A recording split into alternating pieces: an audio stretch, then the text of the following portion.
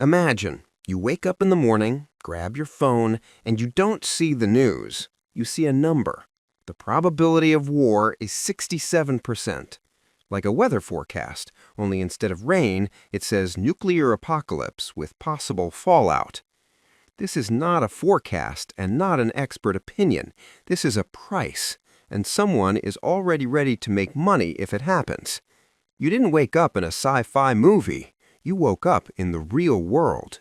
A world where somewhere right now there's a guy sitting in his underwear with a laptop and cold coffee, quietly thinking to himself, well, I think war is still a yes. I'm putting 100 on it.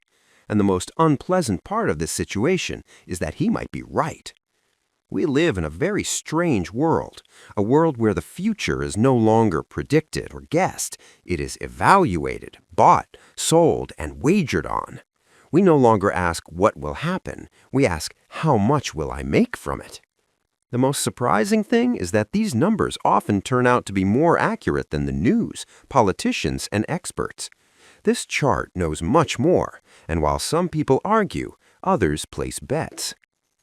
Polymarket is a betting site, but not for football or fights. Here, people bet on our reality. Will a war start? Will TikTok be banned? On which step will the president trip? For each question, there are only two possible answers you can play, yes or no, as if the world has ever actually worked on a yes or no principle. But the market shrugs and says, choose and suffer. If the yes option costs 70 cents, it means only one thing. The market believes the probability of the event is 70%, not because the site decided so and not because the moderators wanted it that way, but because people voted with their wallets. No one here draws odds by hand. They are born from thousands of bets placed by real people and opinions reinforced by insider rumors. This is not a bookmaker and not a game against the system. You are playing against the same idiots as you, and sometimes very smart idiots. Why does this even work? Because experts make mistakes for free. Here, they pay for them. An expert can say, that's how I feel. The market replies, great, pay. And there's no magic here. There are only two principles behind how this system works, the law of large numbers and the wisdom of the crowd. Think about it. One person can be wrong, two as well. Even 10 can miss. And you might ask, wait, are you saying the crowd is smarter than an expert? No, I am saying the crowd is more expensive than an expert.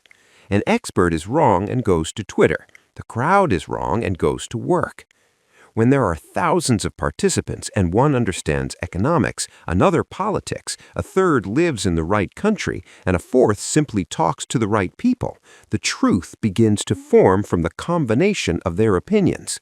Separately, they are just noise. Together, they are a picture of the world. The law of large numbers works the same way. Flip a coin a couple of times, and one side will inevitably dominate. But the more attempts you make, the closer you get to the truth. Over a long distance, the probability is always the same, 50-50. Each bet is a small opinion, sometimes stupid, sometimes random, sometimes made at 3 in the morning after watching a video called How to Get Rich in 7 Minutes.